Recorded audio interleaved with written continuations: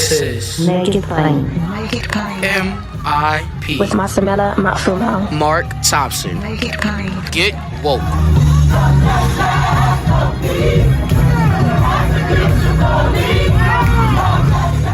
Ladies and gentlemen, pleasure to have with us today Miss Khadijah Shabazz. She is representing the family of Dana Mitchell Young, who was killed by the LA Sheriff's Department last year. Just another case of police violence in America. We always want to hear from families, get their points of view, get their perspectives on these matters as we continue to seek justice. And there have been several activities in that vein in pursuit of justice, not only for Dana, but also for Christopher Bailey and others who have been victims, even by this same sheriff's deputy.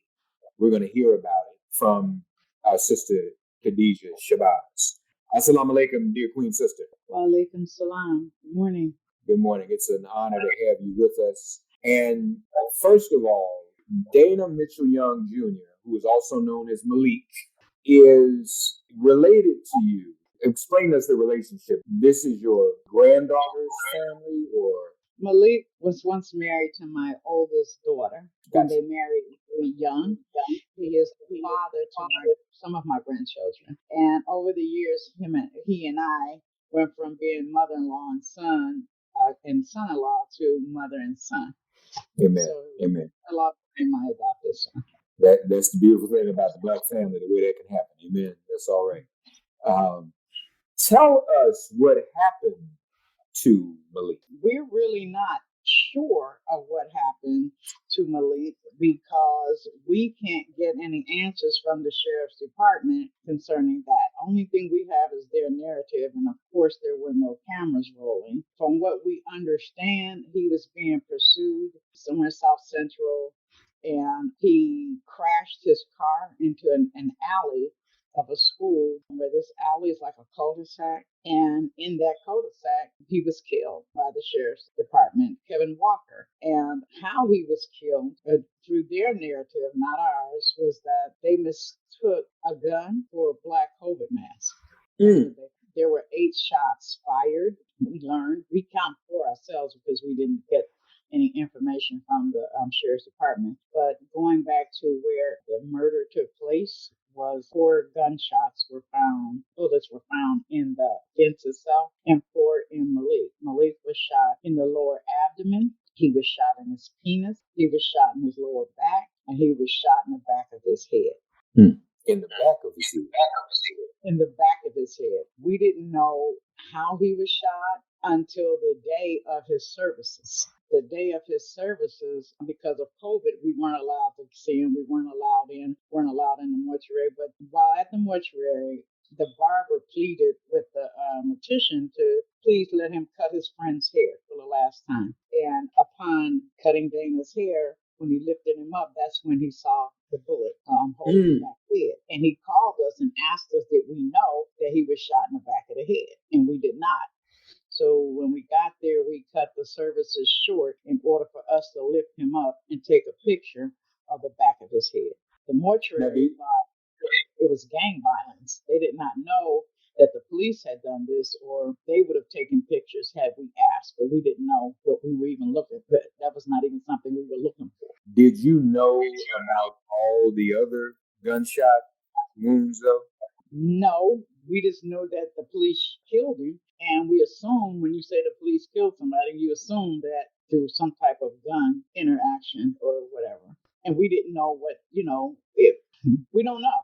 And that is what we're fighting for now, to find out what happened. I mean, not so much their narrative of what they say happened, but when you don't give people the information that they need and they want, you automatically smell foul play. Anytime somebody is shot in the back of the head and in an alley where they can't go any further, all of these are red flags to me as foul play.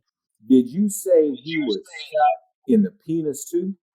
Yes, sir, I did. And our brother Christopher Bailey, when he was being detained by this same officer, his pants were taken down and he was tased in his genitals. And they have that on record, and they have that in their lawsuit with about the same officer, and they have photos. More MIP after this message.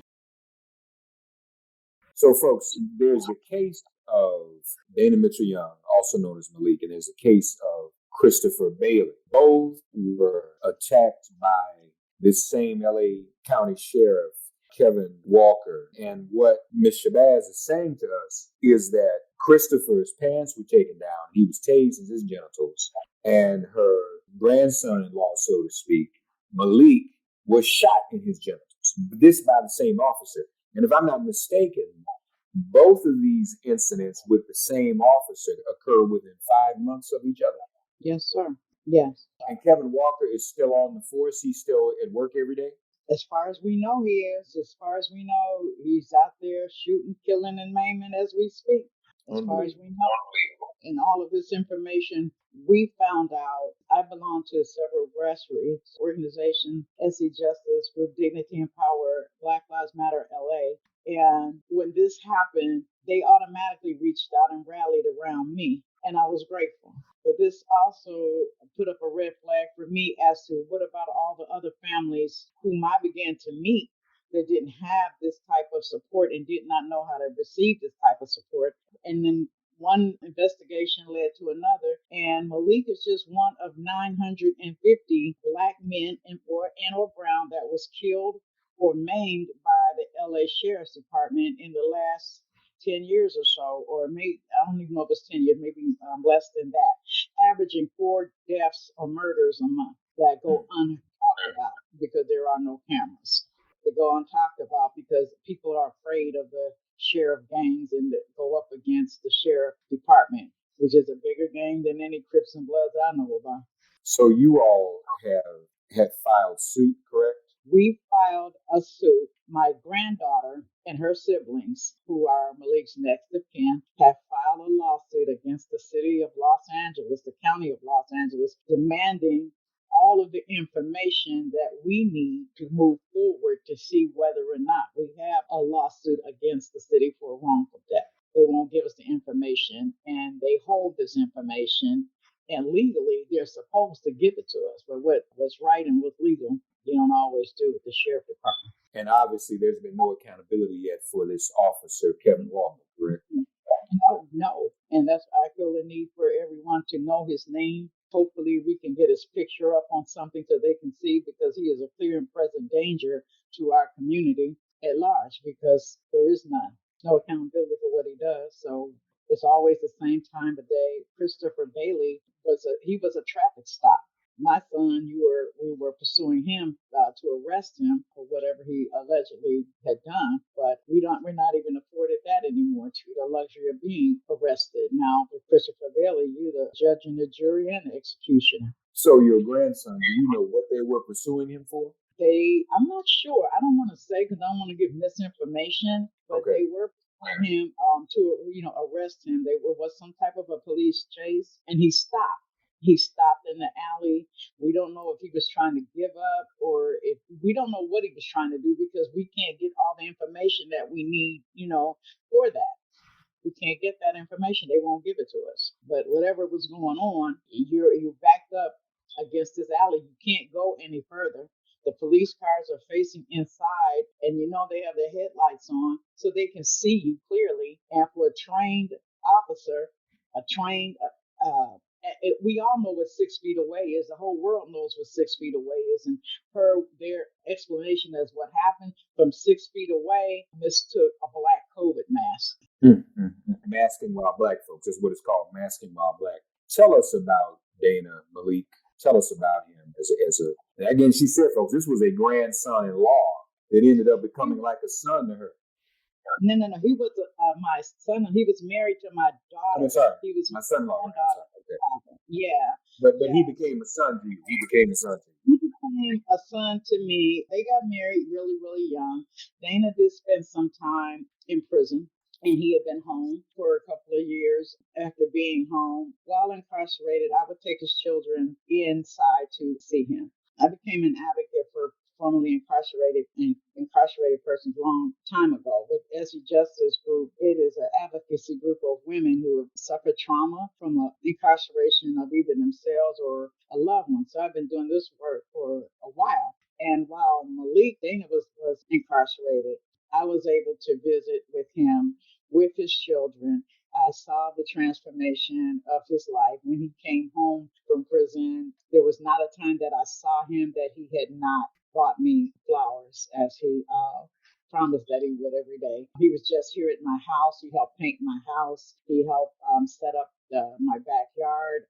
He was showing my grandson how to use tools. He had a job. He was working construction through another organization that's run by formerly incarcerated brother that also spoke up for Malik, Ultimate Paints. He had a job. He was due to work the night he was killed in about 3 or 4 hours. He was due to work as foreman on the job then. But he said his birth mom is deceased. But yeah, Malik and my children, my daughter that he was married to, we all get along. Every holiday, he's here. He was here with his fiance. His fiance calls me mom. That was my son. He was my son. More MIP after this message. How have you been coping? I think it's also important for people to know, as common as this is, lest that happen to others. How have you been coping, and how has, obviously, your Muslim sister, how have you been coping, and how has your faith helped you to cope?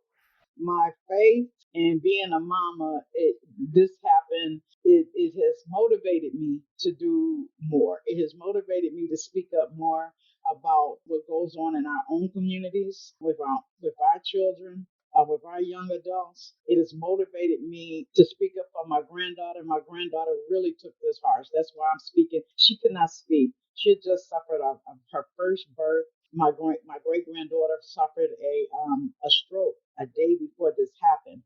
And when my granddaughter found out this happened about her father, she was totally traumatized and shut down and could not speak. And I cannot sit there and be silent.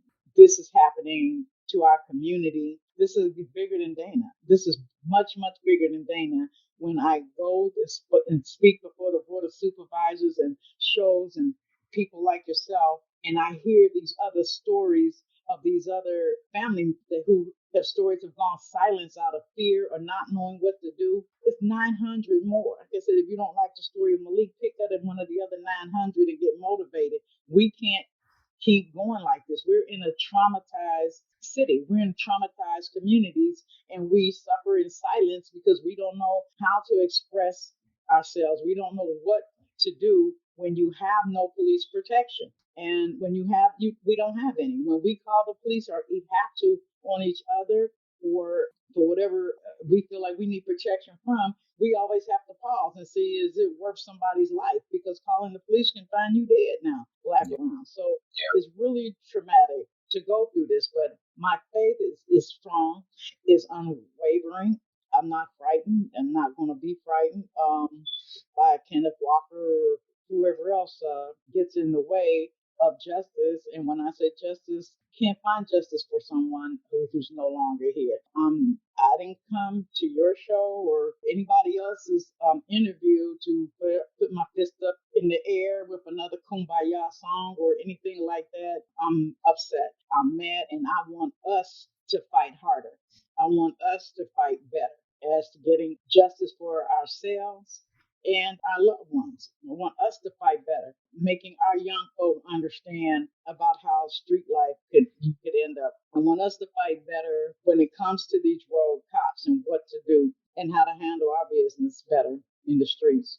Queen Mother, what would you, people who are listening want to help, if they want to help, what would you ask them to do? In your case, in Dana Mitchell Young's case. I would want them to talk to their own youth, their own young people in their communities. I want us to regain the self-love that we once had as a community. I want us to regain the sense of family.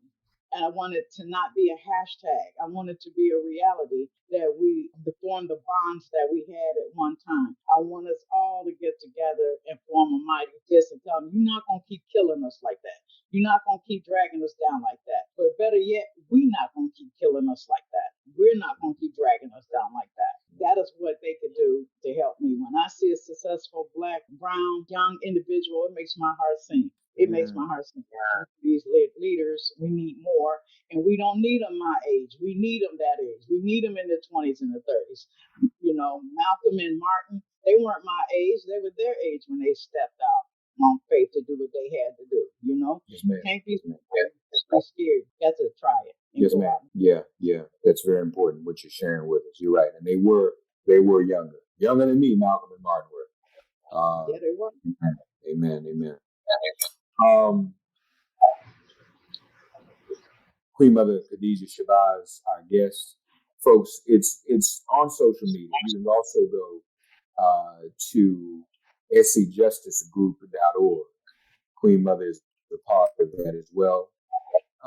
But on Twitter, you can read about these cases. Dana Mitchell-Young Jr., Christopher Bailey, and this no good LA County Sheriff's Department officer, Kevin Walker. We got to stay on top of this. Hopefully, Queen Mother, this will not be the last time we speak. And we want you to know that this broadcast and this effort is here for you. If you need it to help mobilize and get the word out, we're here to be in your service, okay? I appreciate it, and thank you so much. Thank you. Thank you for your strength and your courage. I admire it. It's more than I think I could have under the circumstances. This must be very painful for you with the family and the grandchildren. But we are praying for you and all of them, okay? Thank you so much. Our prayers are welcome and leaders and accepted. Thank you. Amen. Assalamu alaikum. Wa alaikum salam. Thanks for getting woke and listening to Make It Plain. Please remember to listen, like, and wherever you get your podcasts, please give the show a 5-star rating. And please do spread the word. Let's all continue to pray for each other during this pandemic and this police-demic. If all hearts and minds are clear, it has been made plain.